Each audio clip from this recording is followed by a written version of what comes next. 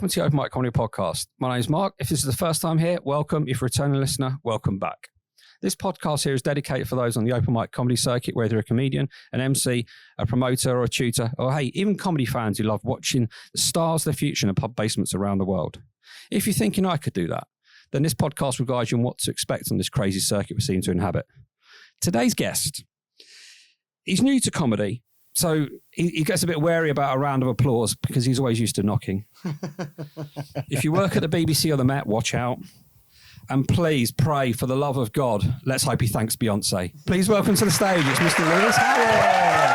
That's one of the best intros I've had, I think. How are you doing today? Yeah, I'm all right. Yeah? You know, as you see, I've come dressed like work till 7, podcast at 8. So Yeah. I do apologise for that. That's the way it's got to be, isn't it? Yeah.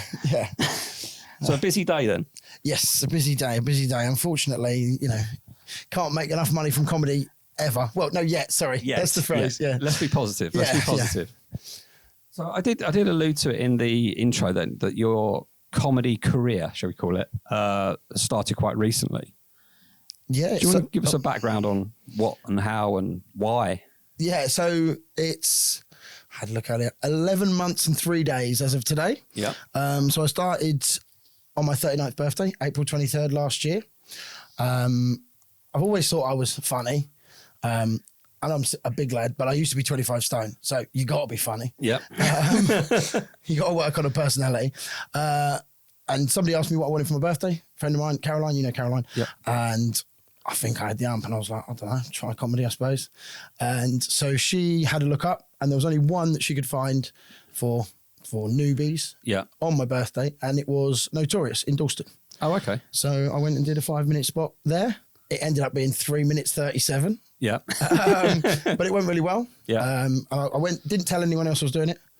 And the guy who closed that night came up to me afterwards and said, was that really your first go? And I said, yeah. And he said, I've got a night tomorrow. Do you want to come down and do it again? I think it was more the fact that somebody had dropped out rather than the quality of my set. But yeah, so then I went and did another one the next day.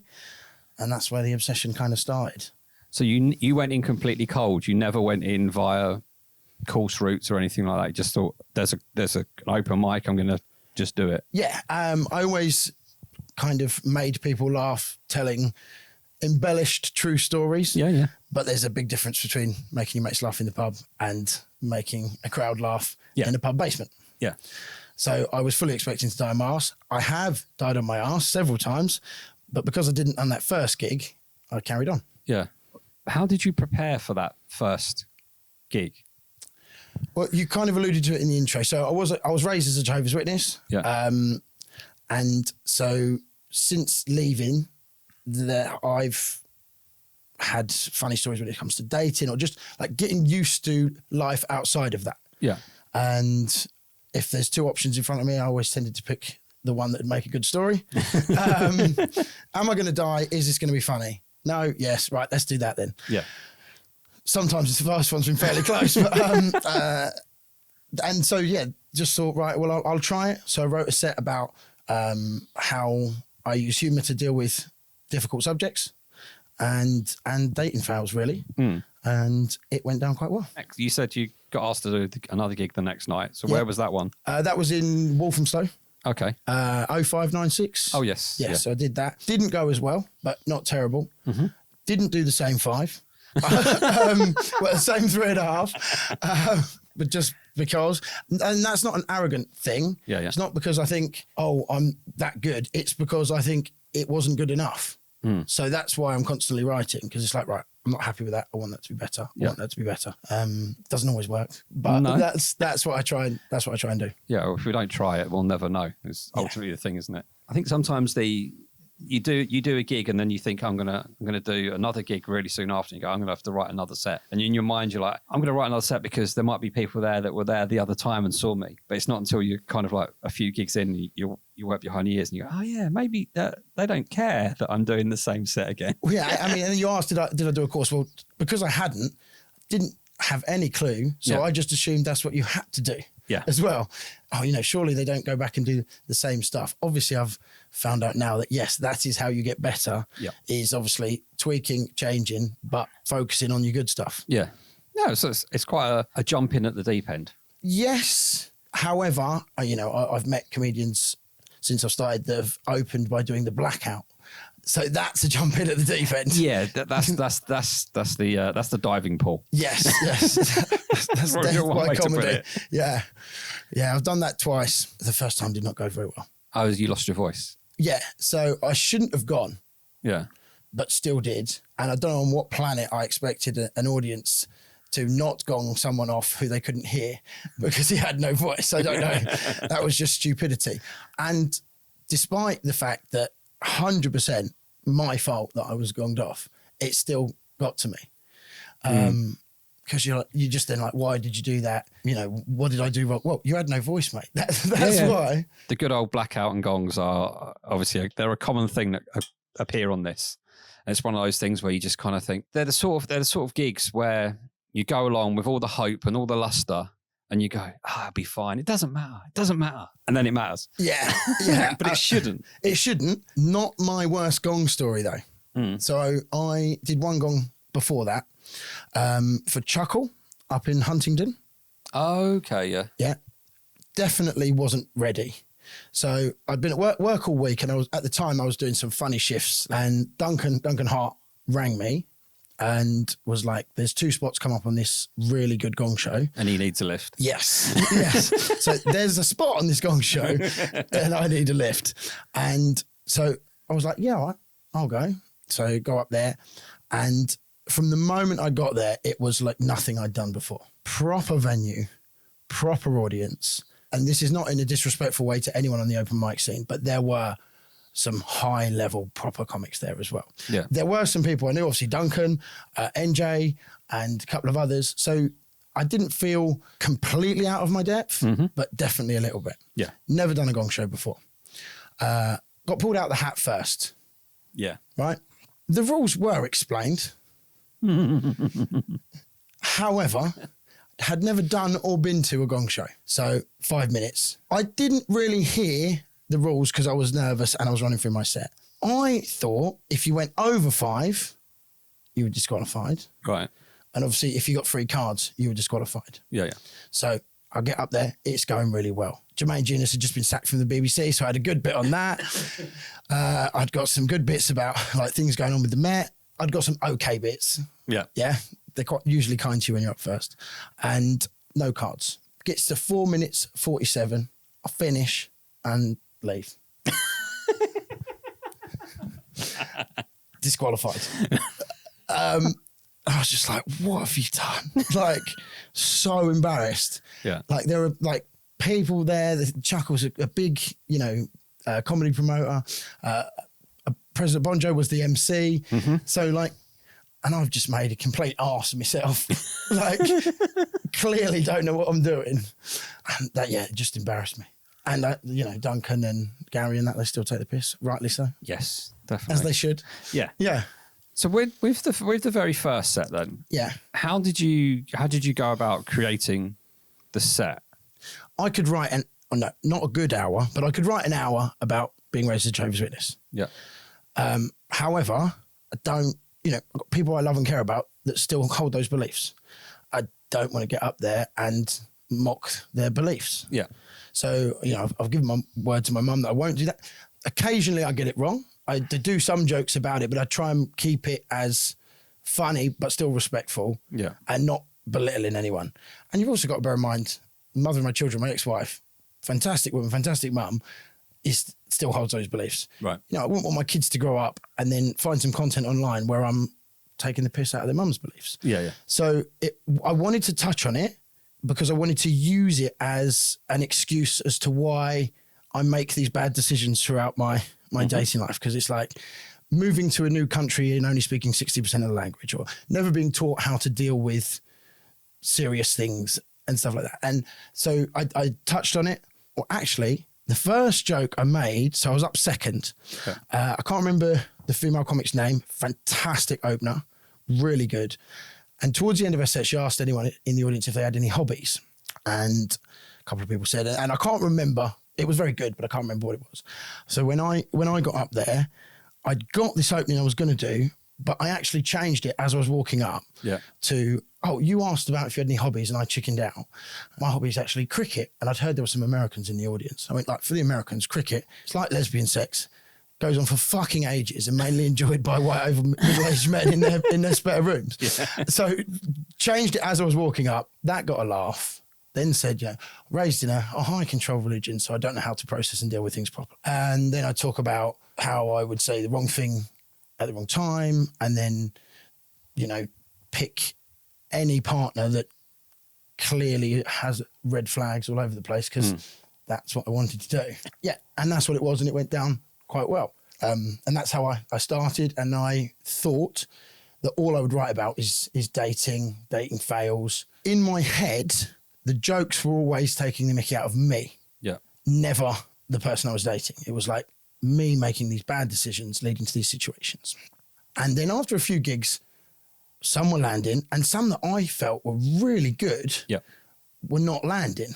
Looking back, in my head, they were mocking me and self-deprecating. That wasn't coming across. This is before Hearts Comedy Workshop. This is before the writing groups. I was not always managing to convey the thought behind the joke. Does that make sense? Yeah.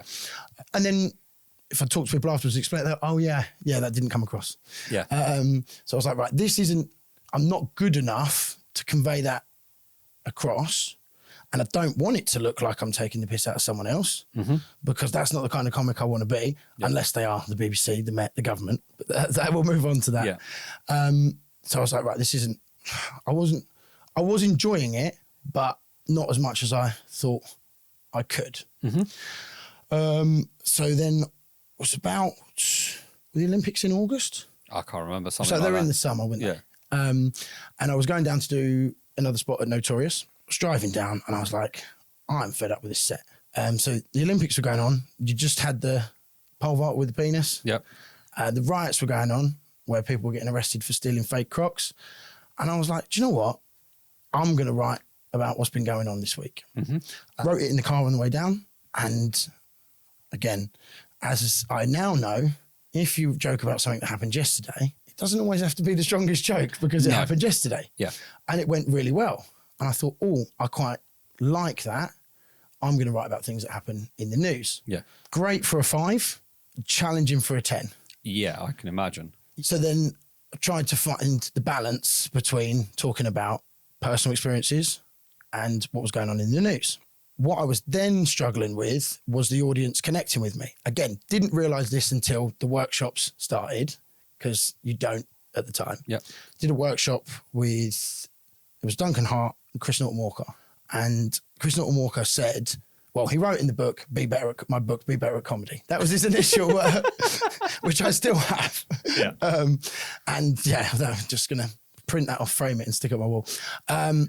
And he said, how can you get up there and be this like topical, lefty, knowing what's going on in politics comic? Yeah. And then 2 minutes later, well, you're too stupid to realise what's going on a date. Like, who are you? And I was like, I'm both, because that is genuinely who I am in real life. But audiences don't believe it. You can't be both. Yeah. You can, but on stage it doesn't work. No. You need to kind of stick to the whole persona thing, isn't it? You need to stick to that one persona that people can actually believe in. Because if you say, I'll come back to this one before, it's been used so many times. If you come up on stage in a really posh suit and pretend to be downbeat, it doesn't work because nobody will believe you. So why do you look like that and you're talking about being down or whatever? It's just not truthful. But, and having not done a course or anything like that, I didn't know any of these things. Yeah. In July or August, me and a couple of friends, we were at the pub playing pool, and I was travelling into London 3 or 4 times a week to gig. And I was like, right, we should just put something on in Stevenage. So we did at the Glebe. It shouldn't have worked.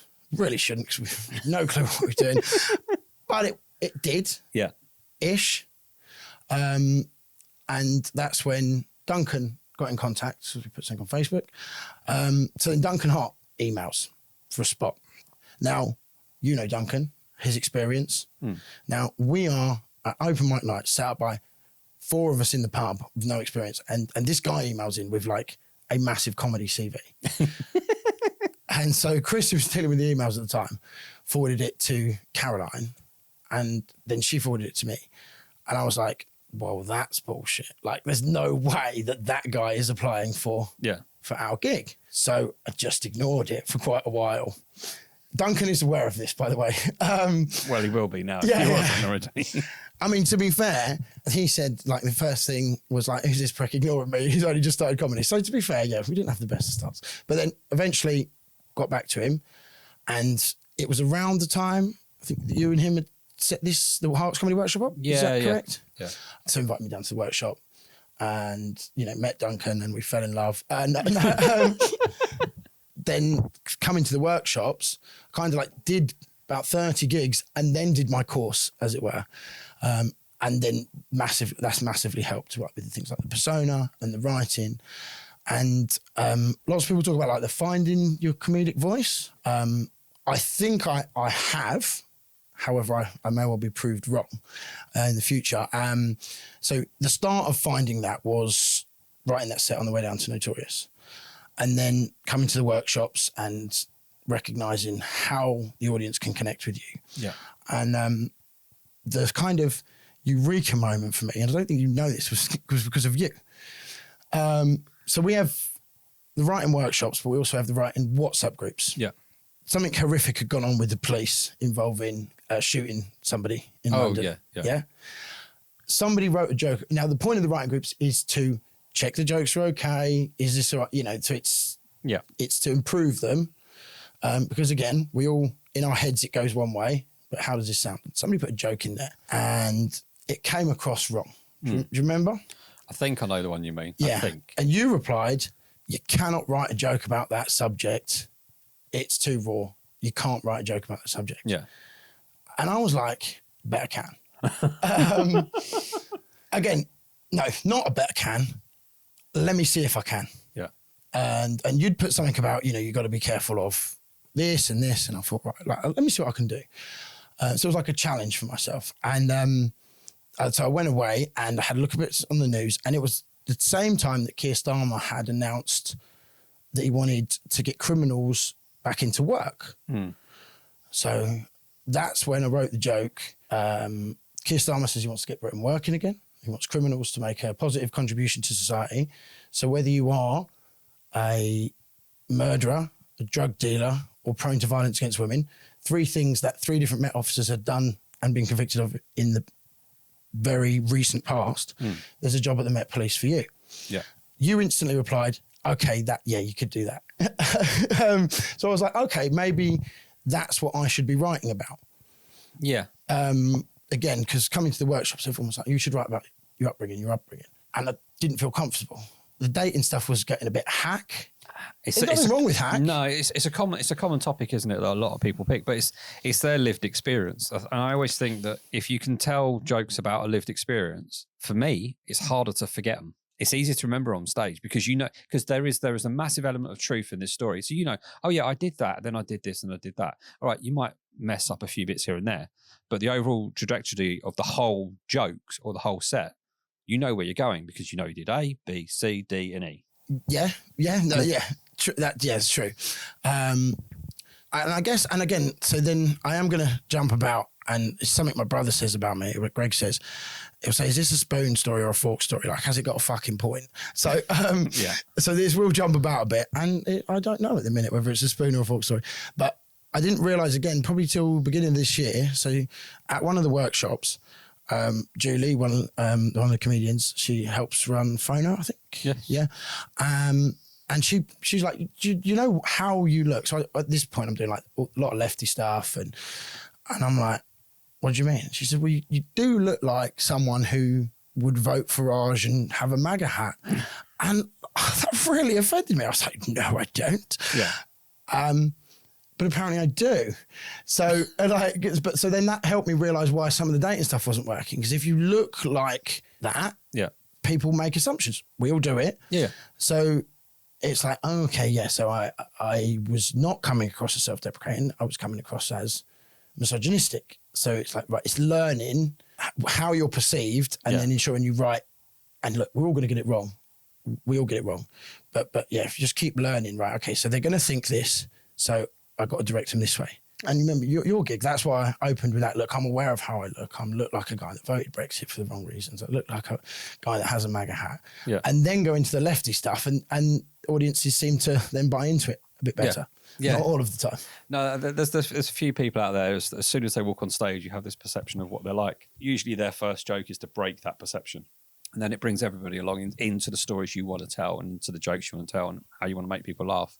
But if you don't realise how you look... I mean, it's the thing, isn't it? People, there are certain comedians out there that go on stage and they wear the same gear every single time because they see that the clothes that they wear to go on stage, that's showtime and that's act time. Whereas you get a lot of people like myself that will chop and change between things and doesn't have a particular clothing look. It will change.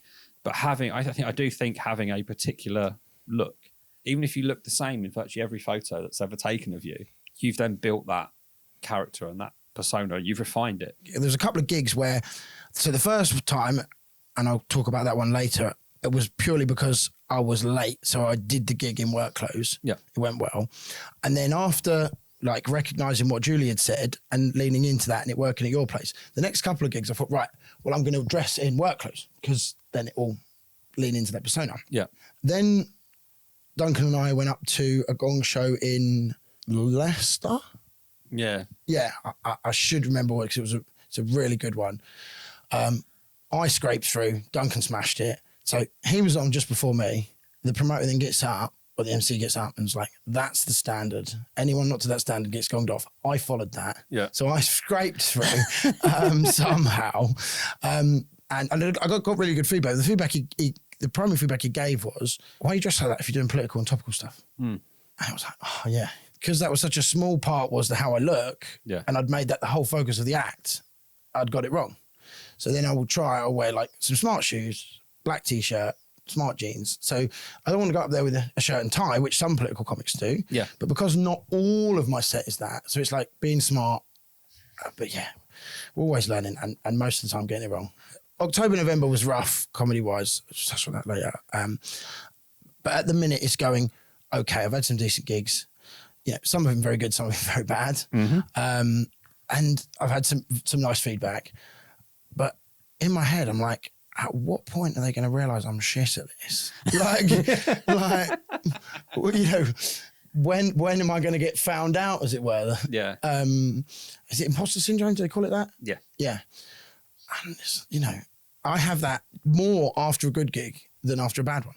Yeah, I think that then flips to sort of like the you can have the danger of over-analysing things as well. And that you become so self-critical of yourself that it helps you to find the next better thing that you can do.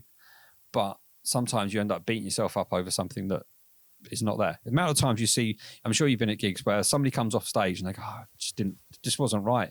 Or I forgot this bit, or I forgot that bit. And you're like, nobody gives a shit. You had the audience in laughter. They enjoyed your set. Just because you forgot you missed that little bit didn't detract from anything. Yeah, no, I agree with that. And also, I mean, they don't know what you were supposed to say. Exactly. So it doesn't, yeah. They've not got your script. No. However, I do think the moment you get off stage and go, yeah, I'm good at this, that's the moment you're going to go, phew. Yes. So I'd rather be overcritical than deluded. And I'm not thinking about anybody there, but like, I'm just talking about myself. Yeah. Like Max Silver and I, so we started around the same time, and every morning after one of us had a gig the night before, we'll like send each other a voice note of a review.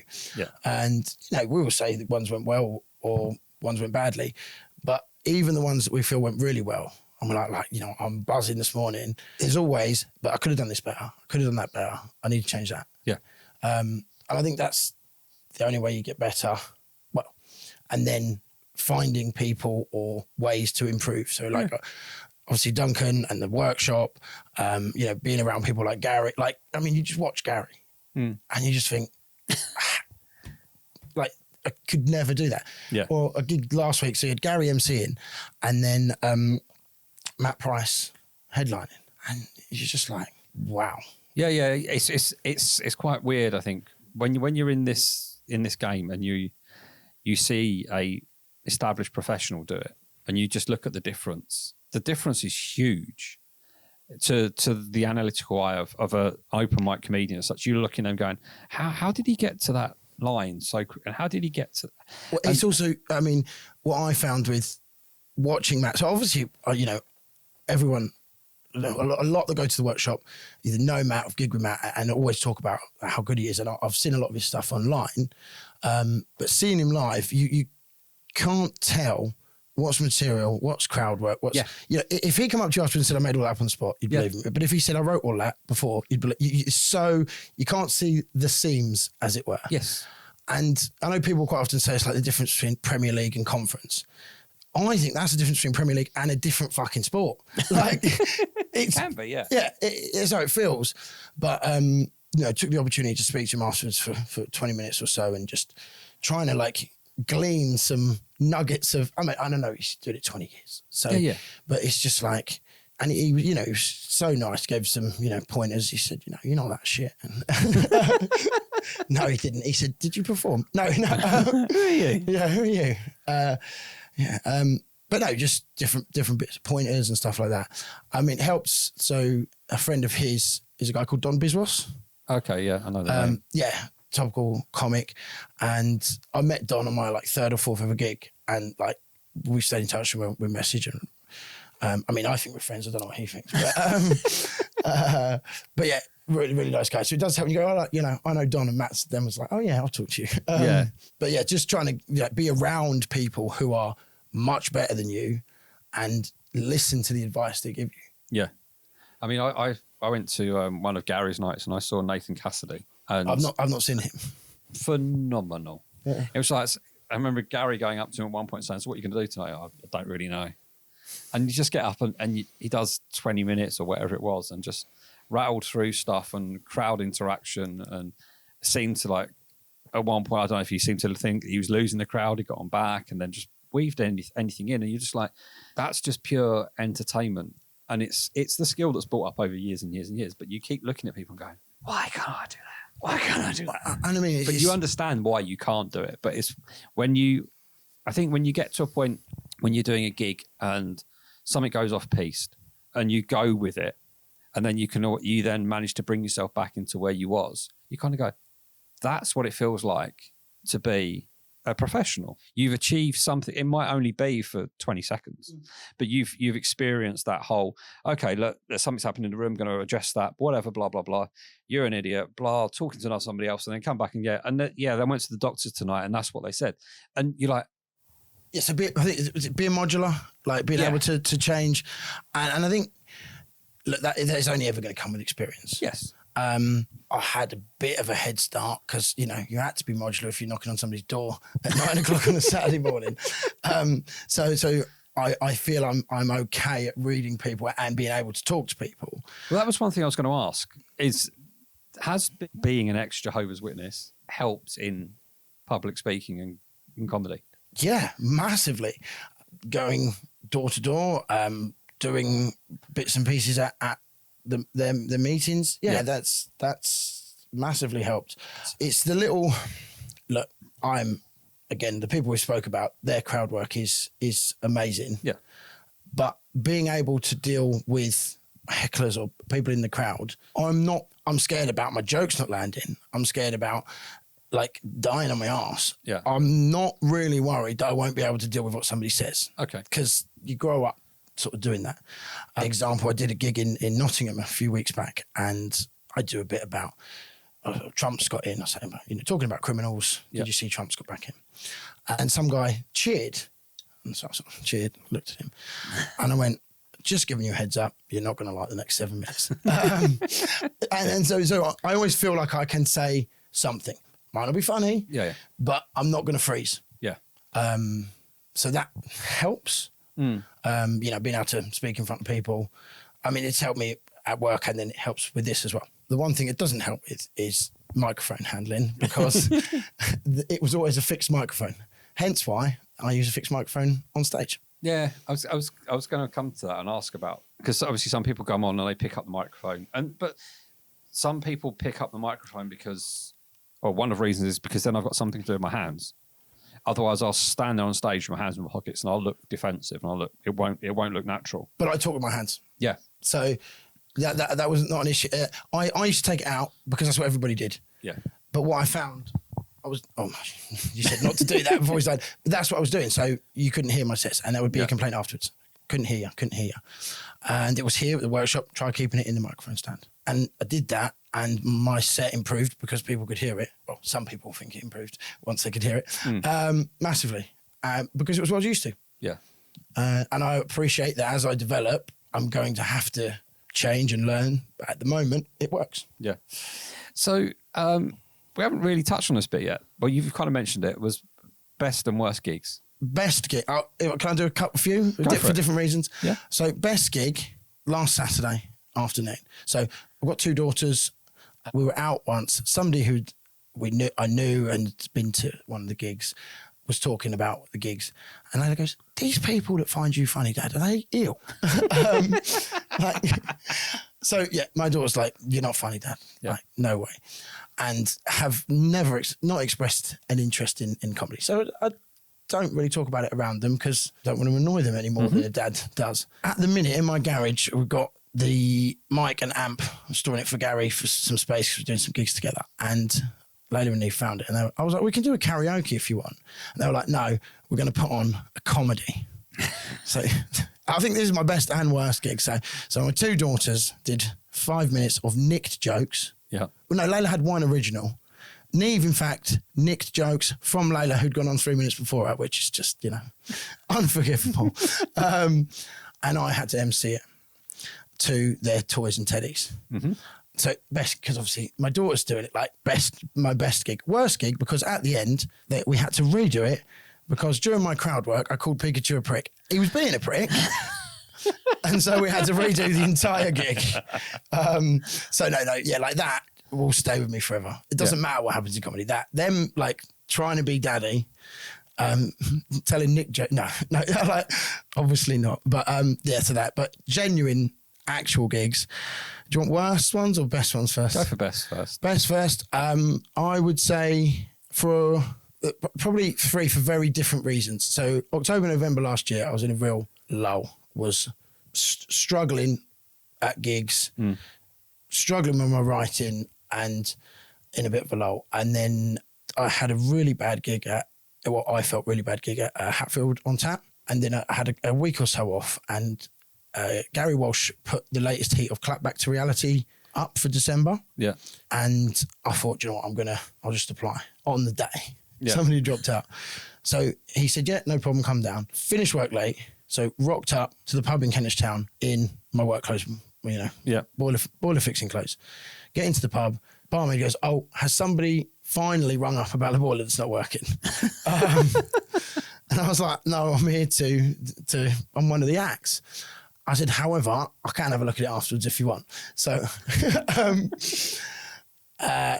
got up, did my set. My hair was too long. My beard was unkempt and I'm in work clothes. It had been a tough room, and it just seemed that stars aligned for me that night. They bought into me. They got me. I don't think I was better or worse than anyone else, but the audience seemed to respond, and it was an audience vote. And I come joint first and then won the clap off. Mm-hmm. Again, doesn't mean you're better or worse. It's competitions are competitions. But I was like, okay, what did I do differently there than the rest of them? So that kind of got me my mojo back. Yeah. What I'd done differently was I related the news stories to me. I'd been just telling them as jokes and not saying how it affected me, despite having been given that advice in the workshops. Because moving, I'd changed job and stuff like that. So I was just getting up and running through the motions, whereas my personality came back in that. Probably because I'd come straight from work. Yeah, you didn't have time to think about it. Yeah. Then fixed the boiler afterwards. So, so that one. And then the other 2 for different reasons. So up in the Midlands, so there's a promoter called Spiky Mike, runs Funhouse Comedy. Mm-hmm. Now, again, coming into comedy cold, not doing courses, don't really know who any of these people are, even though I probably should have done. Sunday night, about 10:30 at night, he posts on Facebook that somebody dropped out. And he got a gig in Derby the next day. Yeah. Anybody wants to reply, send him an email. I said, with a video, I said, hi, I'm available tomorrow. Here's a video. Worst email ever. He watched it, 20 minutes later replied and said, yeah, you can have a spot. So I messaged Duncan and I was like, oh, I've got this spot. He rings me. He's like, what? I was like, well, like, who is, he's like, Lewis, what are you doing? You're probably 6 months away from that. Yeah. So I was like, oh no, I'm going to make a test of myself up here. Went up again, stars seemed to align and it went really well. And then he immediately then booked me for another gig, gave me some great feedback. So that was naivety, luck, and hard work, probably. I think naivety can play a very positive part. Could have gone massively wrong though. It could have done, but then you're at the point of what have I got to lose? Yeah, I don't know. So yeah, exactly. You've literally got nothing to lose other than reputation. But not even that. You know, you come off and go, I haven't built one, so yeah. I've only been doing this for 7 months, 8 months, and he goes, well, that's all right, fair enough. Yeah, but then come back again in a year's time. Or it could have gone, well, why are you applying for my gig if you've only done 7 or 8 months? Well, you're the one who accepted it based on the video. I'm not doctored that. That's still me. Yeah, I suppose. But yeah, it's, you don't want to apply for stuff that you're nowhere near ready for because it makes you look stupid. Yeah, I know, but ultimately, so not you, I mean, no, me. No, but I'm saying if the criteria has not been put out, the criteria said, I need somebody, send us a video and I'll pick. Yeah, I've asked Duncan to help me on my journey and guide me and mentor me, and then not asked him, just applied. But that worked out quite well.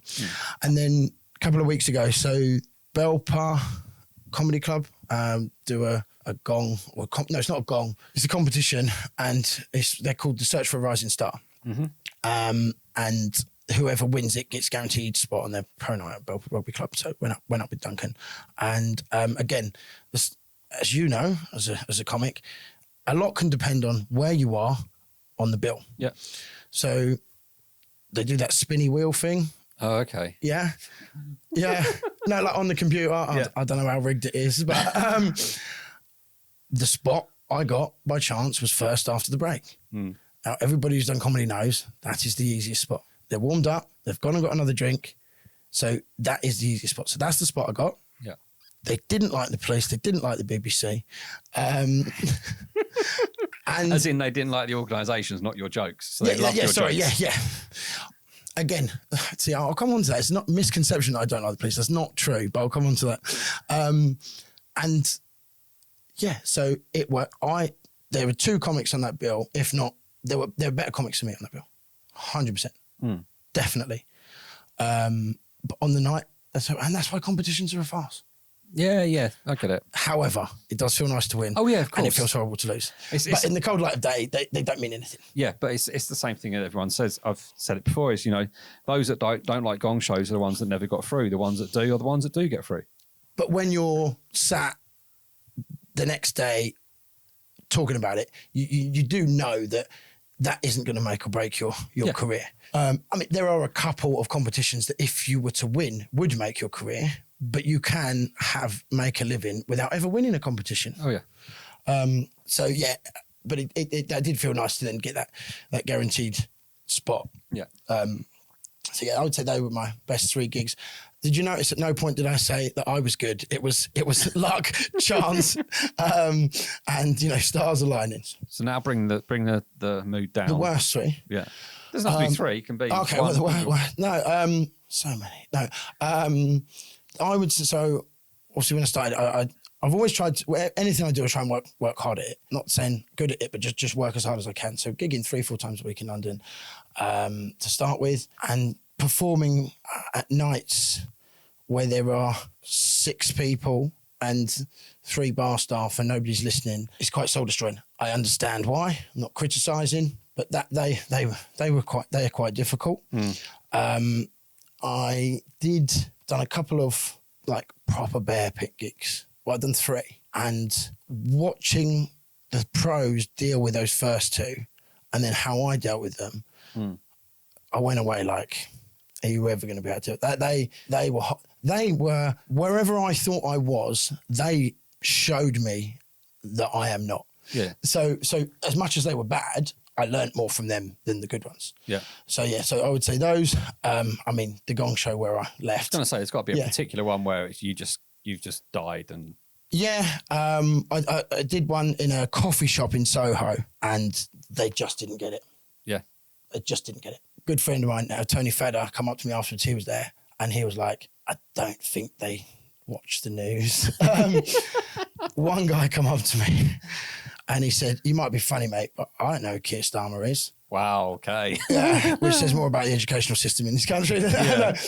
So, again, but that, not a single laugh. And I was like, right, what do I need to do to stop that happening again? And I felt terrible the whole way home. And I was like, are these jokes not funny anymore? Yeah. Like, have I all of a sudden lost it? Is this the moment they realise I'm shit?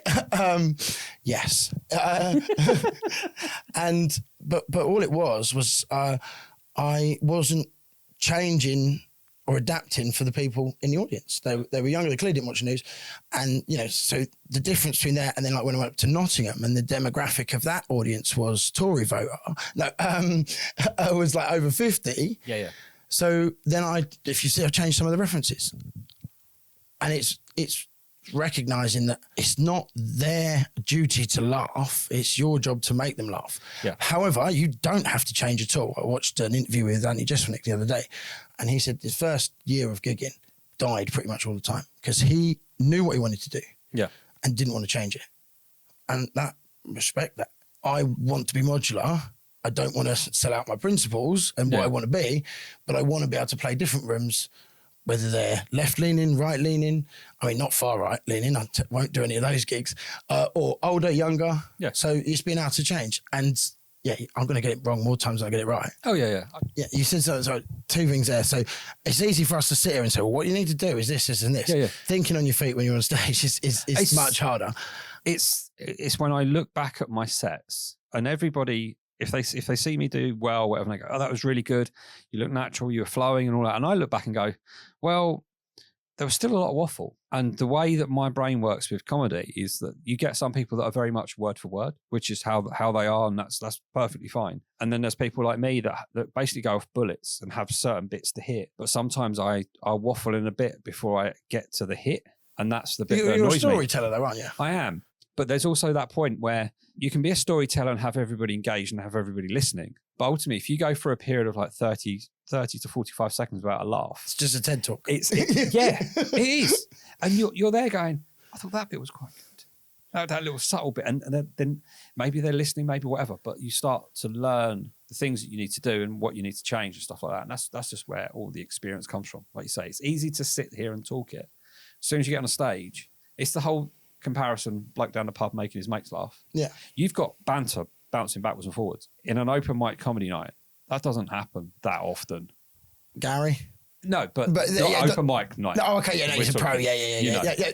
You will find someone that can do that, but that is someone who is. Yeah.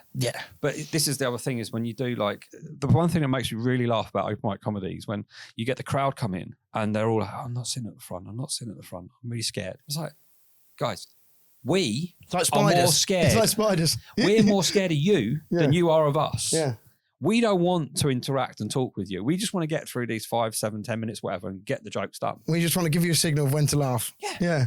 But you made a point a minute ago about losing them. Yeah. And I think that's, again, something from the workshops that I've learned is, so I've got some light stuff, some silly stuff, some political stuff, and some dark stuff.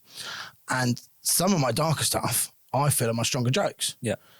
So I would front load them. However, they are polarizing. Yes. So if you open with that, and you lose them there, it don't matter. But I was like, well, it's my strongest joke. That's what I think. That's was it you and Duncan that said that? I think that comes back to like the previous conversation when we was talking about the joke that I pointed out in. You shouldn't say it like this in that. Yeah. Because you're in the environment you're telling that joke, you could lose 50 to 75% of that audience straight away. I mean, I can see how that person had written that joke and their thought process behind it, but again, I mean, you see how many jokes I put in that group, and then I put, no, that's shit. The cadence is wrong. So, again, not a criticism, but it's, if you tell a joke like that too soon, you've lost them. Again, without harping on, Duncan, one of the things he talks about gaining the audience's trust. Yeah. Once they trust you that you're funny, I'm not saying you can get away with anything, but you can then push. And it's one of the things I've changed my set recently. Well, every time, but one of the things I'm doing now at the beginning, because I'm doing quite a few. Most of my stuff is 10s now. I'll still do 5s and 7s. I'll do whatever I can get. Yeah. But I will say about how, you know, we're going to do a little bit of dark stuff, a little bit of topical stuff. We're going to, you know, we'll push it. If you don't like it, I'll bring it back. So I'm trying to let them know that, look, I am going to push. Yeah. But if it goes too far, I can bring it back. Mm-hmm. That seems to be working. And then I open with something that I would never think I was going to open with, and it's landing at the minute. Yeah. And it's such a stupid little joke. And I know you're going to ask about what your favourite jokes are, so we'll come to that in a minute. But by bringing that forward and then doing the little subtle joke about being raised as a Jehovah's Witness and knocking on the mic, they're already ready to listen, so they then get that joke and it works better. Yeah. But yeah, constantly tinkering and changing it about and trying to say, look, I am going to push, but I will bring it back if it gets too far. Yeah. But you can only do that if you've got enough to actually bring it back. Yeah, very much so. Yeah. But yeah, no, I have, you know, at the beginning, I've lost crowds by too soon with a dark joke. Yeah. Hey, sorry for the interruption. Duncan Hart here from episode 37. If you're enjoying this podcast, give it a like, a 5-star rating, and a follow on whatever app you're using right now. Mark will be forever grateful. Now, back to this cracking episode. So you made interesting points already about not necessarily gigging. You're gigging further afield now. So when you started, you were mainly focusing around the London area. Yeah. Yeah. That's where a lot of, you know, there's lots of opportunities there. There's hundreds of gigs there. Yeah. They're all bringers, you know, and I understand some people have an issue with that. They are challenging. Yeah. Some of the places, if you're coming from out of town, you don't need one. But I understand why in London that they have to be done. But and I could be wrong here, but what I've seen and found is, so you've got loads of open mic if you want to start, get your stage time, and then in London, then it's like a massive jump to you if you make it. Yeah, yeah. I've found, again, could be wrong, there's not a huge amount in between. That's the thing, isn't it? It's how different if you found an audience in London to an audience outside of London. And I've personally always found the opportunities of longer sets outside of London than inside. But you've got longer sets, but less opportunities to do. Yeah. But then I think that does then come down to the number of gigs you do versus the number of quality gigs you do. Yeah, and that's a difficult balancing act, isn't it? You know, I've driven 60 miles for a gig I thought was going to be worth it, and it really wasn't. Yeah. But it is what it is. Yeah, I think you're right. Yeah, there's more opportunities for 7s, 10s outside of London. Inside London, mainly 5s. Harder to get them. However, I mean, obviously, again, lucky Duncan taking me under his wing and me being able to drive and him not being able to drive. Yeah. I'm screwed if you ever does start driving again. So we drove. I mean, that is one of the things I enjoy the most about comedy. It's like me and him just driving around the country, chatting shit all the way up there, greasy food on the way back. Yeah. You know, sometimes the car journeys on the way back are good for both, bad for both, or good and bad. You know, one and the other. And I love that. Like, it's like a very budget version of being on tour. You're like, in the van, driving about. Yeah. And I love it. Absolutely love it. Not sure Duncan does being a passenger. My driving's not the best, but we haven't crashed yet, so it's fine.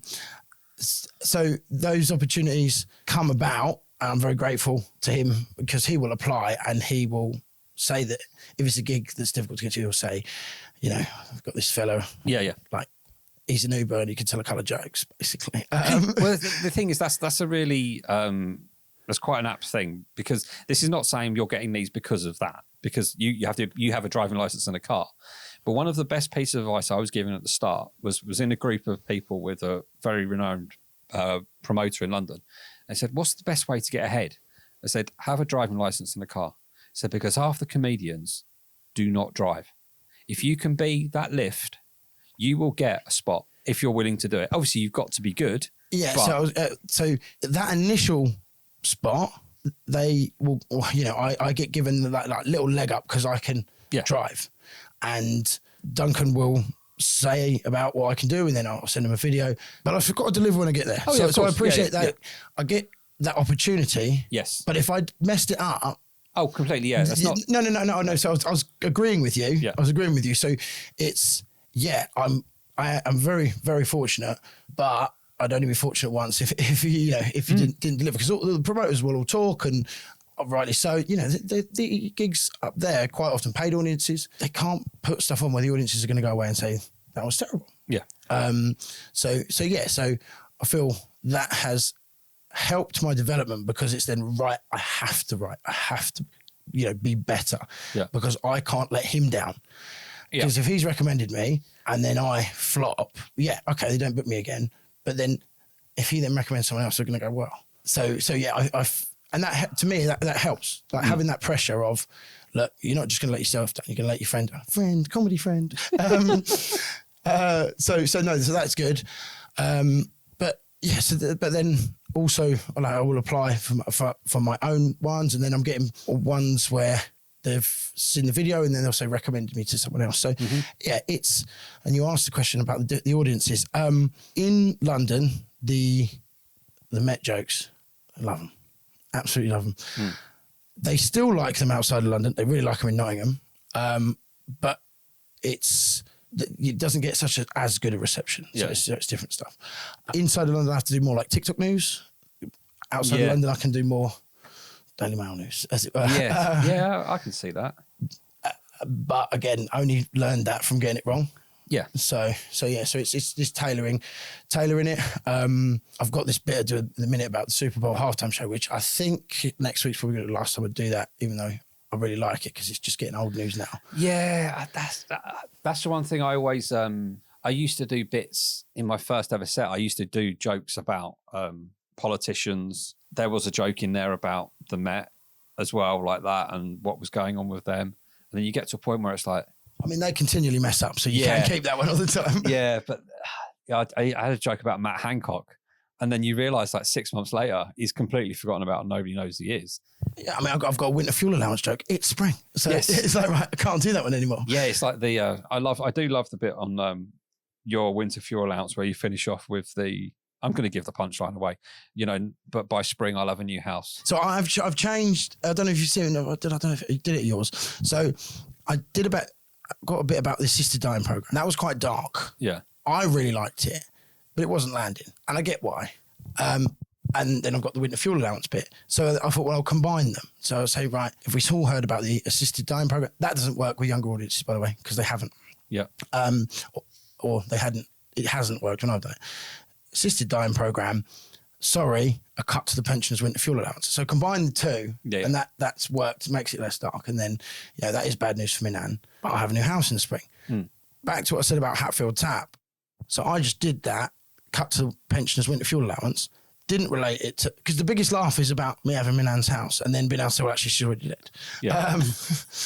And then when Thank Beyonce was a trend on TikTok, they said it was COVID, but I've never heard of Thank Beyonce in 92 years. So it's like tying it in. So whether you are younger or older or what level of news you're aware of, there's something there. Mm-hmm. And that's difficult and you don't always get it right. And I've said, if you're over 40, and that was pointed out in the workshop the other day. Well, you can't just assume this and that. So it's not making the assumptions, but trying to be modular with it and making sure it appeals, but also can't do a winter fuel allowance joke in April. Yeah. It's so annoying when that happens, but you kind of think it's a good way of keeping you on your toes. And also, but that's what I want to write. So that's one of the things. Park it until it gets to winter again, and then develop it, change it. Yeah.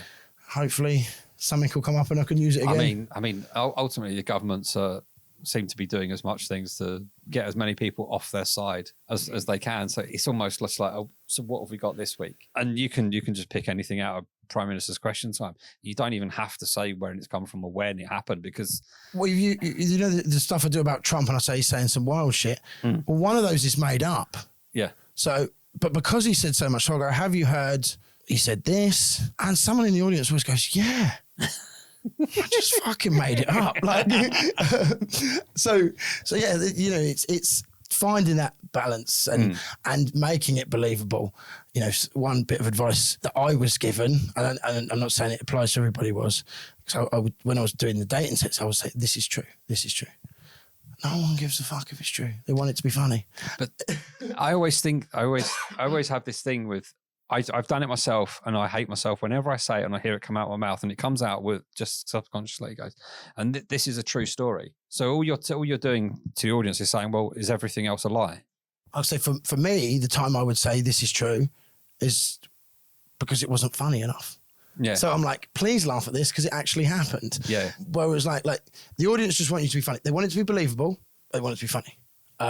So yeah, if ever you hear me say this is a true story, it's because I haven't got faith in the joke. Okay, this is my worst joke, so I have to tell you it's true. Please laugh. But I look up to some of the comics I look up to now. I like Daniel Sloss. Absolutely love Daniel Sloss. Yeah. Trevor Noah. And they touch on like difficult subjects, hard hitting subjects. So a lot of their stuff is based in truth, especially like Trevor Noah's stuff.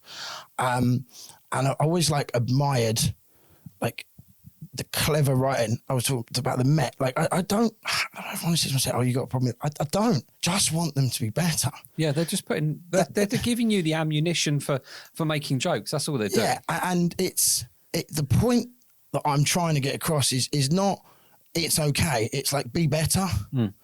Not that I'll ever get to that point, but if I was to ever get to a point of having a special, I already know what it's going to be called, and it's criminally incompetent. And it was a phrase that my brother's partner used. She had to make a complaint to the police about how they'd handled the situation. They'd just forgotten to deal with some stuff and whatnot. Yeah. And she said, this is beyond the level of incompetence. It's borderline criminal incompetence. And I was like, Alex, I'm going to use that. and it's just like an exasperation of like, be better. Yeah. Like what, sanctions are not working. Like, so he's taking the piss out. Are you going to work? I mean, not me taking the piss, but and so like Daniel Sloss does a lot of bits and pieces like that. And he will touch on subjects which realistically you shouldn't be able to get up there and do. But because of the way he does them and the cleverness of his writing, it works. Yeah. And you going back to like talking about how to write, quite often I will write something and I've got 2 or 3 different people I'll send it to and say, this is how I think it sounds. Does it? Yeah. And they're not all just 40-year-old white blokes. Like it's different people from different backgrounds to be like, this is what I'm trying to get across. Yeah. And 50% of the time they'll go, you need to change that slightly. I know you, so I can see that, but you do that to an audience that don't, they won't get it. Yeah, I've gotten more than 50% probably actually. I mean, I've got a few new bits, and I think they're good. I think they're really good, but the actual topic, how it will start, will put people on the back foot, and that's not where I want that person to go. But I don't want that. I don't want the audience to turn off at the first point when I mention it, because it's going to sound like I'm punching down on somebody, but I'm not. My focus on the joke is about something completely different, but related to that. That part that I think people aren't going to like is just the catalyst to get into the joke. And is that about, it's obviously like the way the joke is structured. I don't know what joke you're talking about, and I'm just speaking from the way I write.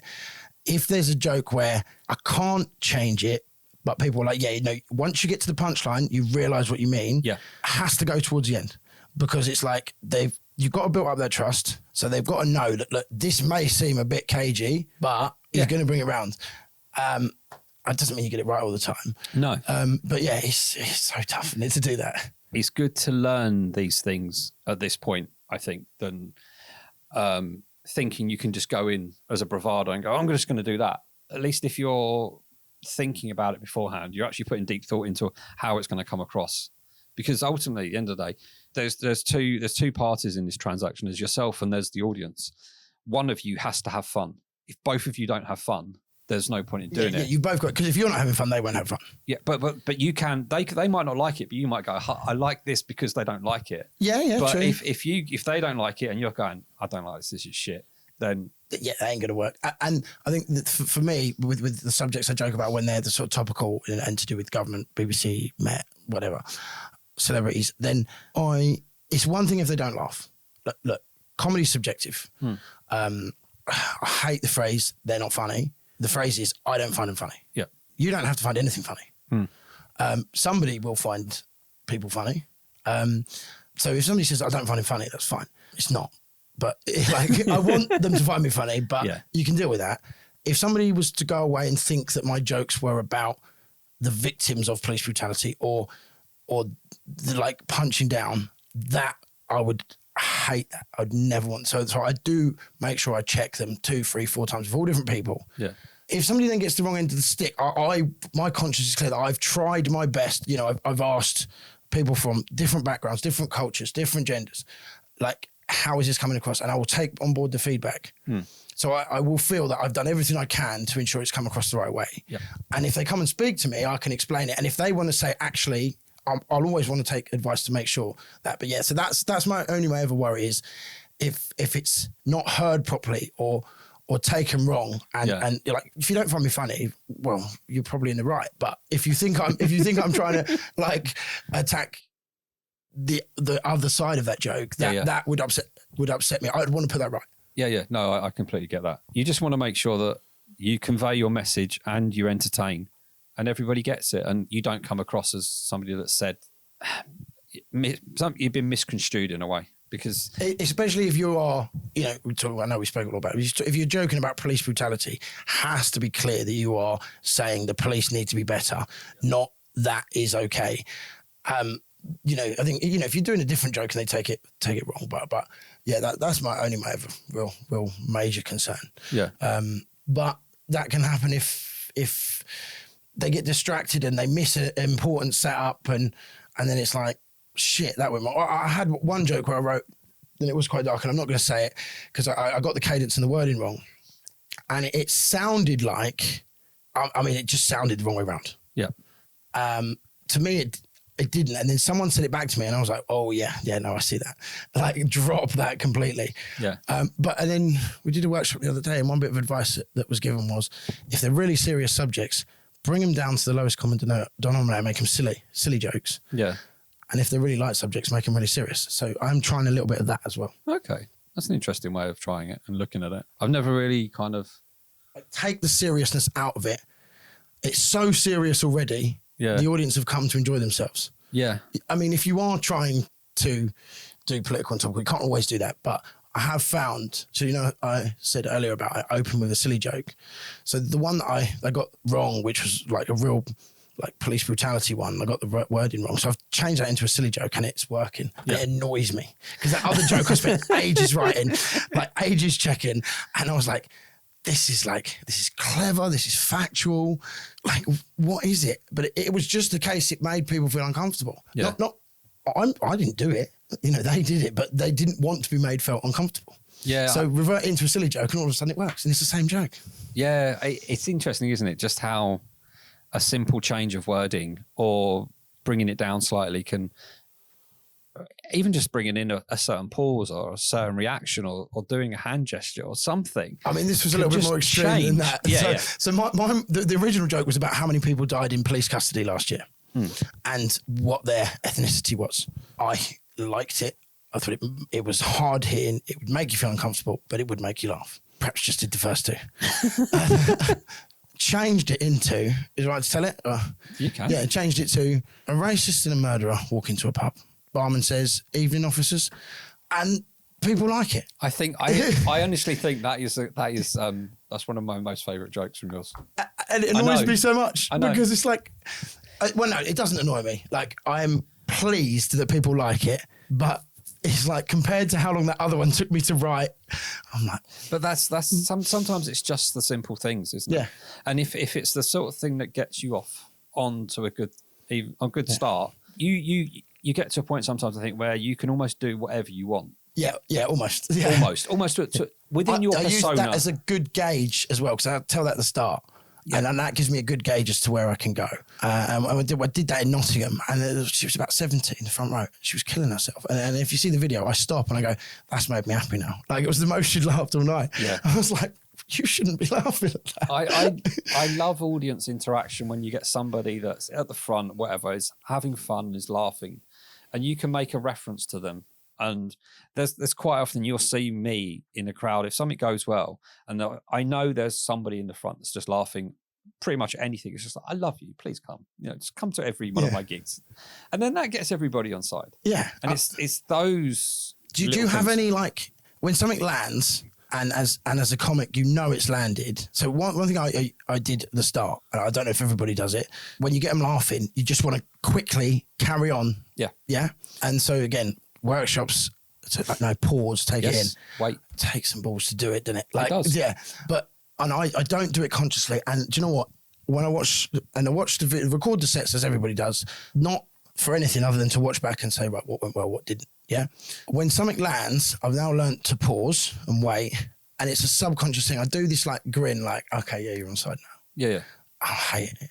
I hate it. And people message me and go, do you know what? I can tell that was going well because you did the cheeky smile or you did that little grin. And it's fine. I don't mind. It's kind of my trademark. But it annoys me that I do it because I don't know I've done it. Yeah. And you can't replicate it because it's in the moment. But it happens because it's that feeling like, okay, this is going to go okay. And so it's similar every time, but it's not a conscious decision to do that, like smile and like, well, okay. Yeah. But it happens because it's me relaxing and me going, okay, I've got them on side now. Yeah. And it's when you get that punchline or whatever that lands, and I had it the other day, in my head, I've not watched it back because I just haven't got around to it, is I got a proper applause break. And I felt like I bowed at the point, which is a really weird thing to say.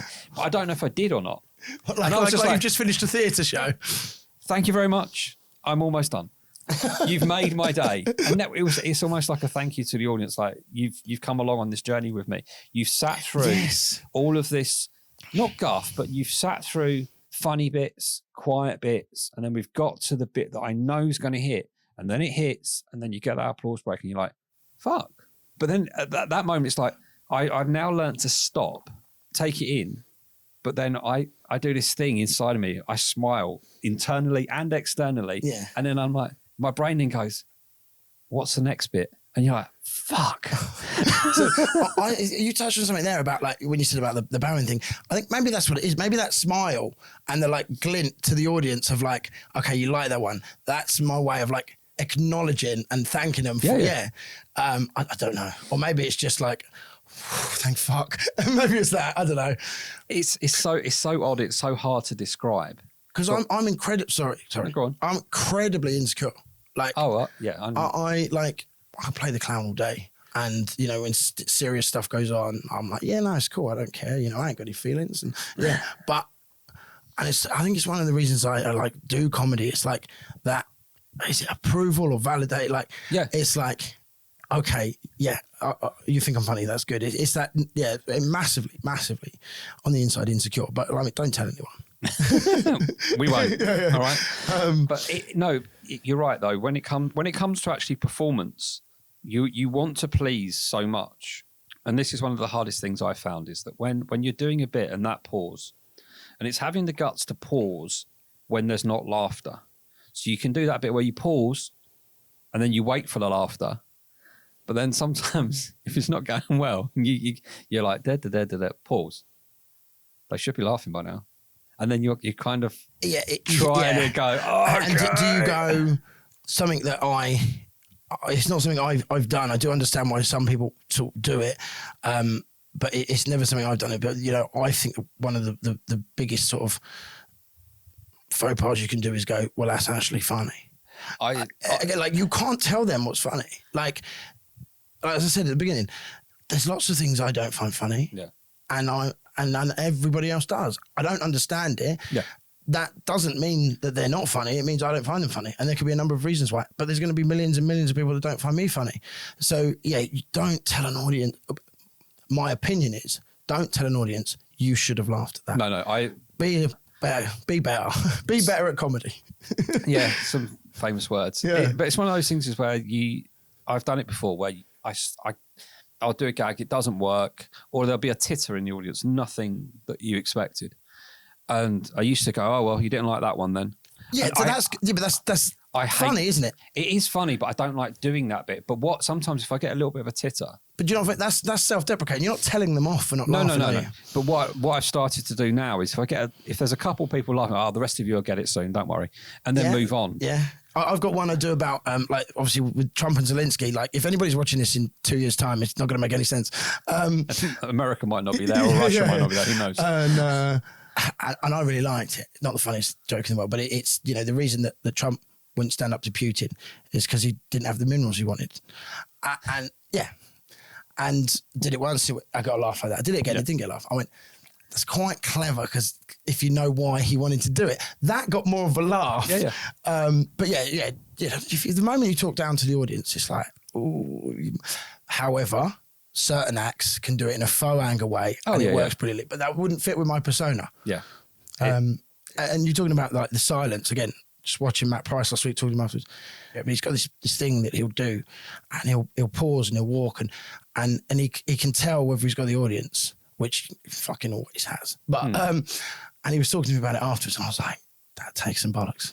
But it's that he knows he's good. He is good. He's amazing, and it's confidence, not arrogance, isn't it? And it's experience, like Gary. You know, he knows so he knows what situation he's in. He can pull it around most of the time. And it's getting to that level where you're like, look, I am funny. However, if they're not finding me funny, I've got this I can do, I've got that I can do. Yeah. Some of us are never going to learn that. Some of us, you know, but that's the goal, isn't it? To be able to play any room, I think. Yeah, I think it's, Dan Cohen said, it's the aim is to be undeniable wherever you perform. And you're like, yeah, okay, I get it. And I think what it would be good is nobody's ever going to find you're never going to have everybody find you funny. No. But people can go, look, I don't find him funny, but I can see why people do. I think that's probably the best you're going to get, isn't it? Yeah. True. And that would be good. Okay. So on a lighter topic then. Yeah. So you did mention that if you was ever to create a special and or if you know things go really well and you end up on Netflix and all of that lot. I mean, I just gave you a title of an imaginary special. Yeah. I didn't say any of the rest of that. We can build on that. So you've got the title. So what's the walk-on music? So it used to be Son of a Preacher Man. It would have to be. Yeah. Yeah. Now it would be Charmless Man by Blur. Okay. So do you know, it's only the intro. Yeah. Do you know, right, so the intro goes, I met him in a crowded room. Yeah. Where people go to drink away their gloom. Yeah. He sat me down and so began the story of a charmless man. So I'm the charmless man and so I feel that is what open mic comedy is. It's not catchy, it's not upbeat, and it's self-deprecating. So I quite like that. That's what it would be. That's quite nice. I like that. You could just have that playing and then as that sentence finishes. Yeah. If you know, in my Instagram reels, it's always that music. That's what I'll put up. Because I think it's, I don't know. I don't know why. I like that as an analogy of open mic comedy. Yeah. I mean, it is calling yourself a charmless man, but which is probably accurate. But no idea. That's what it'd be. Okay. So, so obviously growing up, like comedy, so like things I would watch with my dad. So you said about Netflix. I have no desire to have a Netflix special.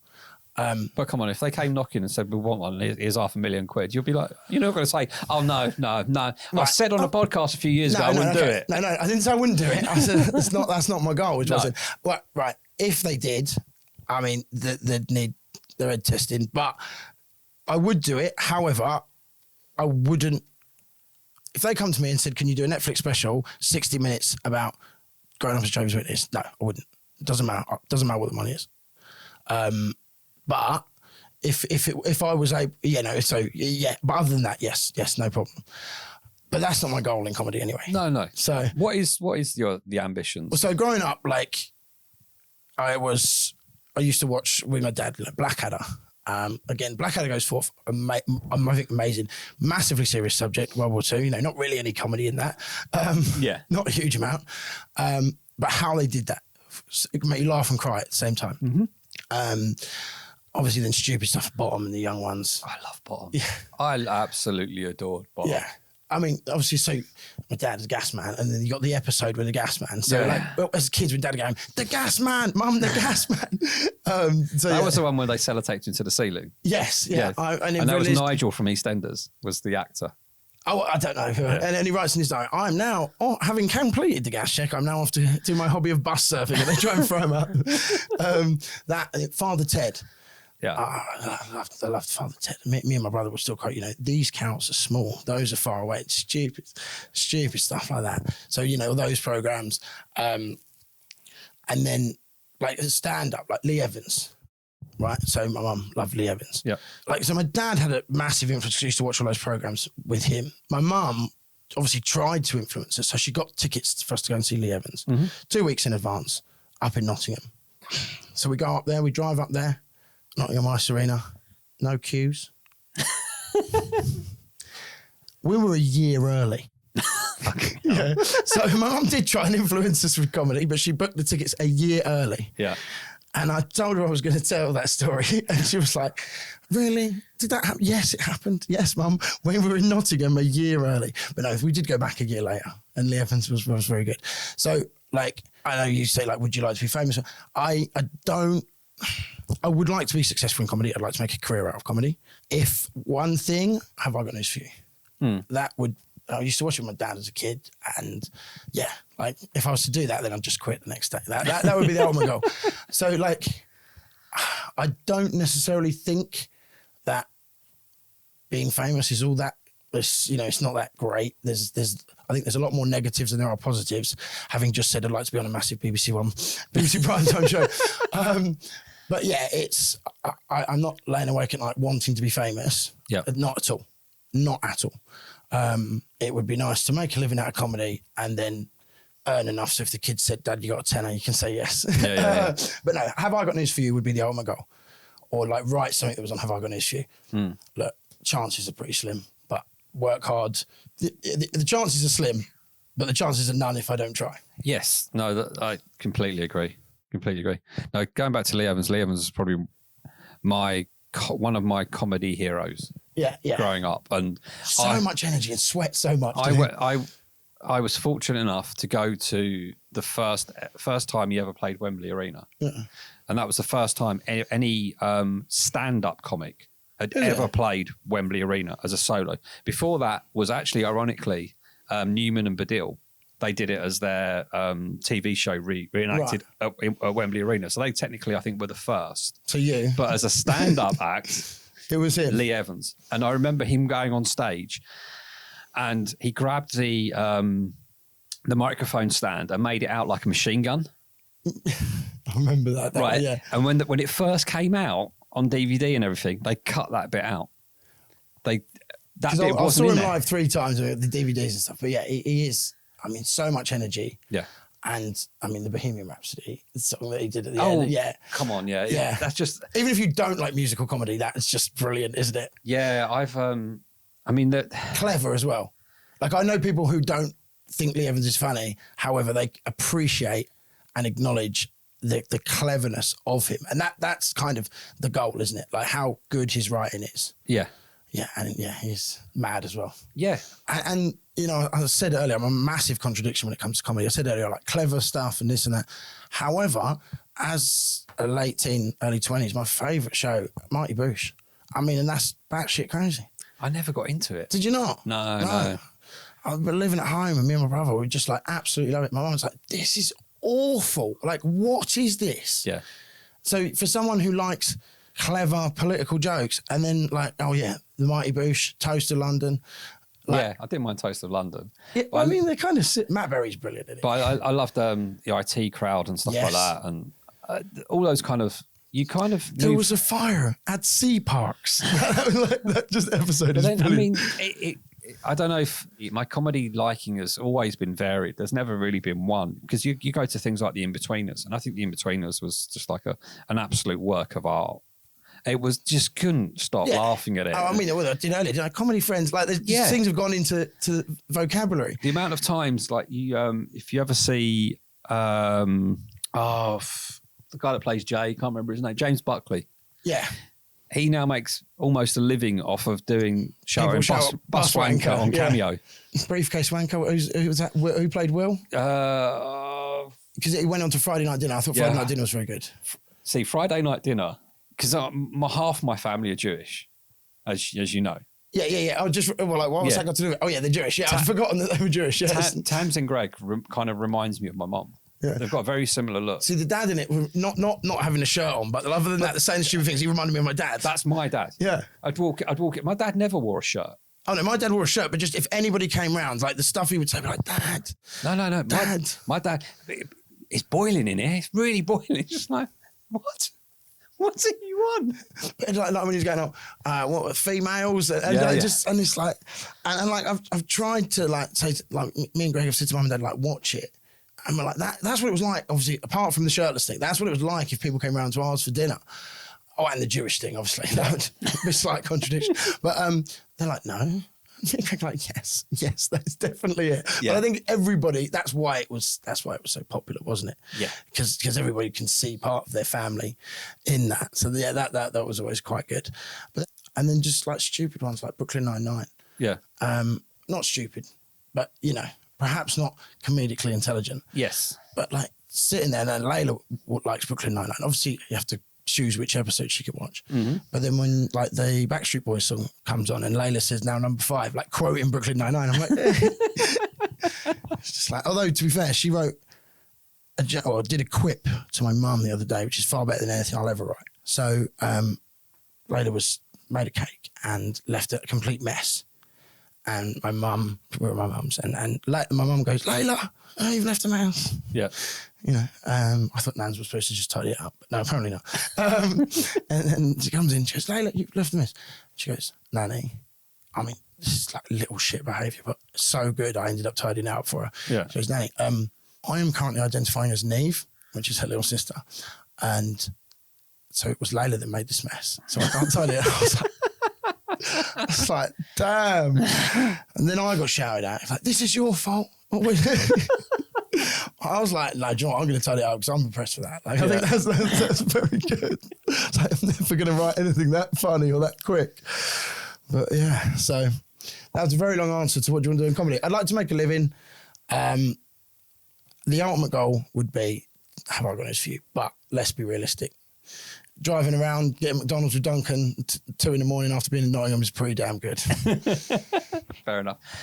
So one thing we kind of sort of semi-touched on at the start, but I don't think we actually got the answer, was like, what's the first joke you ever wrote? I remember the first, like, heckle I dealt with at school. So I was like year 10, I think. Like, what's that, like 15? 14, 15? Yeah, something like that. So you got to bear in mind, like, going to school as a Jehovah's Witness, lads, you're going to get stick. So you've got to accept you're going to get stick. So you've got to be able to give it back. So we were in maths. I can't remember when it was. I know who said it, but he still lives in Stevenage. So I'm not going to say. And he has said to me, so we're like 14. So you know how lads bullshit. Yeah. Well, at all ages, but especially at 14. You're one of them Jehovah's. So that means you're a virgin because you're not allowed to have sex till you're married. And at that point in my brain, I've got 2 choices. It's like kill or be killed, in it. And I don't fight. So I had to come back with something. So I went, yeah, I can blame my religion for that. What's your excuse? And all of a sudden it just flipped it. And I was like, okay, maybe I'm all right at this. First joke I ever wrote. So I used to just tell like stories.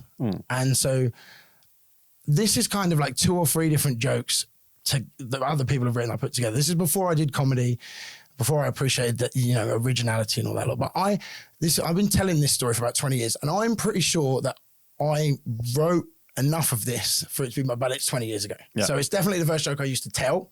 Pretty sure it's the first joke I ever wrote. So, and I would tell it, and I always tell it to my nanny to get her every time, because she never saw it coming. It was like working construction. So I was working in this guy's house today now. I said, we're working there a couple of days. He's like ex-army, I think. I said, he lost his like hand, IED, I assume. Got this nice watch on. And I said, you know what I'm like, Nana? Like, you're not supposed to ask, are you? But that's what I did. She goes, you didn't ask him about his hand, did you? I was like, well, no, but I've been working there a couple of days. And I said to him, that's a nice watch. And he was like, yeah, like 10 grand, got it when I left the army. I was like, I wasn't asking how much it cost. I was like, obviously you wear it on like the nut, but I don't know what are you not worried it's going to fall off?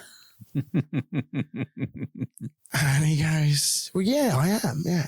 But if I wore it on the other hand, how the fuck am I going to do it up? And I like that. Yeah. So, like, I've never told it on stage because it was 20 years ago. Like, I need to, like, Google to... I believe I heard the concept and I rewrote it and did that. I need to, before I tell it on stage, I need to 100% check that I definitely wrote that, because I've been telling that for 20 years, but I don't. Do you know what I mean by that? Yeah, because when you were talking about the hand that it was on, I could see where you were going. Yeah, it was obvious. Yeah, but I didn't get the next bit. Yeah, so that's the genius part of it, isn't it? That's how the fuck would I do it? Yeah, and you're like, oh yeah. So I claim that is the first joke I've ever written. I need to go away and Google fact check that. But yeah, I like that stupid little one. Yeah. What's your favourite joke? So the one I told earlier about the racist and the murderer. However, I wrote one on Saturday, which I think is going to become my favourite joke. Yeah. And it's, growing up as a Jehovah's Witness, I don't know if you're aware, Jehovah's Witnesses are very anti-trans. I mean, fusion's not people. And it might not get the biggest laugh, but I'm really proud of that. I don't know why, I really like it. Well, I'll tell you why. Because it touches on my upbringing, it's not taking the piss, and it's misdirecting. And so I like it. Probably won't get a big laugh, but that's my favourite one I've written at the minute. Okay. But it changes regularly. Yeah, fair enough.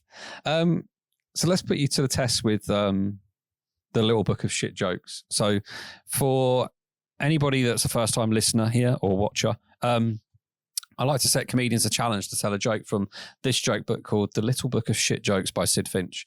The comedians get to pick the joke that they tell, but they only get to pick it randomly by page number. So what they're going to get, I haven't got a clue on what they're going to get. It's going to be terrible because the title of the book is so apt. So if you want to give me a number between 5 and 95, and if we do pick a joke, page that's already gone, then we move on and keep going. So I spoke quite a bit about Layla. She's 10, so I'll pick 7 because Neve is 7. Okay, 7. There's a method to picking that, and I'll tell you why in a second. Right, it's a bit of I'll say it's a long joke. It's not 2 lines. So, okay, right. The joke I want you to tell on stage, I read these now in advance because if I don't read them in advance, they don't come out right and everyone's confused. Just look at Chris Alley's one from about 10 weeks ago. The joke I want you to tell on stage is, somebody stole my luggage, leaving only the handle, lock and wheels. I took it to the local police station and laid the parts in front of an officer. He said I didn't have much of a case. Right, right, we're gigging together on Wednesday. Yeah. I'll do it. I'll either put it into the police bit or the reason I picked Neve's age, because I'll then make out like she told me it. Well, that's what I did with mine. Yeah. So somebody set me a joke from here. They kind of, as I was... Because then they have to laugh. It's better than saying this is true. A child wrote it. I did write bits around it. Somebody reverse Uno'd this challenge onto me. Right. And they said, but I want you to do it at one of my gigs. So I went to theirs, got a spot on theirs, did it. But the joke was, why did the chicken cross the road? I don't know why. It was up to it, but it looked like it was up to something foul. So I started off my set with basically saying, like, in a relationship, I'm the joker, the wife's the serious one, but the kids take their humour from me. My daughter came home from school one day and told me this joke, and I want to run it by you, see what you all think. And I used her as that leverage into the joke. Comedian at the end came up to me and said, kids are so clever these days, aren't they? Did you correct him? No. And I didn't have the heart to correct him and just say that was a load of bollocks and just made up on the spot kind of thing. But it was so funny. I got a good laugh in the audience. And when the headliner of the night came up to me and said that, I'm just like, oh, that was convincing. So I'll take that. I will take that. I'll day. My next gig's Wednesday. I'll do it on Wednesday. You mentioned it earlier. Newtown. Yes. And Newtown Comedy, your own night that you started. Yeah. What, 9 months ago? Yeah, we started in July. Yeah. With a wing and a prayer. Yeah, not a clue what we were doing. And it went all right for a few months. It then became apparent that, so there were 4 of us that started out. So it was myself, George, Chris and Caroline. For various different reasons, it ended up just being Caroline and myself, and then Caroline wasn't very well. It ended up being just Caroline and myself, and then Caroline wasn't very well, so it was just myself. And so it was like, I couldn't do it anymore. So it took a break from December. Well, we've taken a break every month you were supposed to. Yeah, I think so. Yeah, Mark's applied, right, we're not doing it this month. Just shut it down. Shut it down. However, one of the things, when we spoke earlier about, I perhaps should have touched on it, about the open mic scene in London, one thing that would be nice to see is a clear progression path. So you could do your first gig somewhere and then you could go, there's not at the same venue, but there's a clear progression if you are good enough. And I know that Duncan's working on a few bits where We're trying to do something in Hertfordshire, and so Duncan and Gary have come on board to sort of, so we're like rebranding and restarting Newtown with the help and the professionalism, experience. Generally, those two know what they're doing, don't they? So yeah, it's restarting next week or last week, depending on when you listen to this, last month. So it's still going to be open mic. It's still going to be somewhere where you could do your first gig. However, we're going to get some people doing some pros doing some new material. Gary's going to, at the moment, be the resident MC. When I say at the moment, like that's the plan. Yeah. And then just depends on how, you know, who knows what happens in 3 months' time. It might be the case where somebody comes along and they are an MC. So it's like, right, then he says, right, well, let them to try it. So the idea is that Newtown will be for people who are just starting out in comedy. Yeah. With quality, like opener and closer. That being said, it is Duncan and myself on Wednesday. So, you know, Duncan's closing, so you've got one quality. But yeah, so that's the plan. You know, it's to do that, get people involved and make the opportunity open. It's free for the audience as well. They can donate it at the end if they want to, if they laughed. So yeah, that's the plan. New venue. It's going to the Willows pub, well, Man in the Moon, whichever way you know it from. Yeah. In Stevenage. In Stevenage. It's going to be the first Wednesday of every month. We put the dates out. We've had 190 people apply for the first 3 months. 190? Yeah. As of earlier today. And so... For how many spots in total? 17. Yeah. And so it is, and I know everybody says it, like, and we all get downhearted when we don't get responded to, but genuinely you just can't, you know, you can't watch all of those videos, you can't respond to all of those. So yeah, so if anybody doesn't get replied to it, it's not because we've gone, oh, we don't like them. Yeah. But even with more people working, you know, you can't, you know, it's just impossible. Oh yeah, it's one of those things I do completely get it. When I created my own night for a couple of months and you kind of go, oh, I'd like to have that person, and you kind of go, well, I've really only got 4 open spots, and one of them, yours was more of a semi-pro. Yeah. So this is not quite that, but we still want, like, you know, good opener, good closer. Obviously, you know, I'm not saying Duncan and I will perform every month, but we will do stuff as and when. Obviously, it's our night. Gary will MC, so we're going to have sort of 5 or 6 open spots, and then opportunities for people to close it as well. But yeah, it's just not this, and that's one of the reasons, like, Duncan's trying to, like, we're trying to do different bits with different venues and maybe try and build something, because just to give people opportunities. If you're good enough, but equally you've got to make sure the opportunities are there for everybody. So how do people find Newtown online then?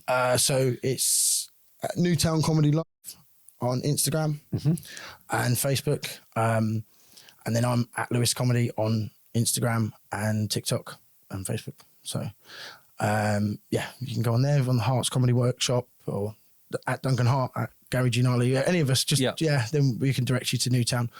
But yeah, come down and watch, come down, apply to perform. We've got somebody performing on the relaunch show. It'll be their first gig. Yeah. So that's the plan. We want to, that'd be cool. Can't say it's open to everybody. And then, no, so very much somebody who comes to the workshop, it's going to be their first gig. Yeah. Cool.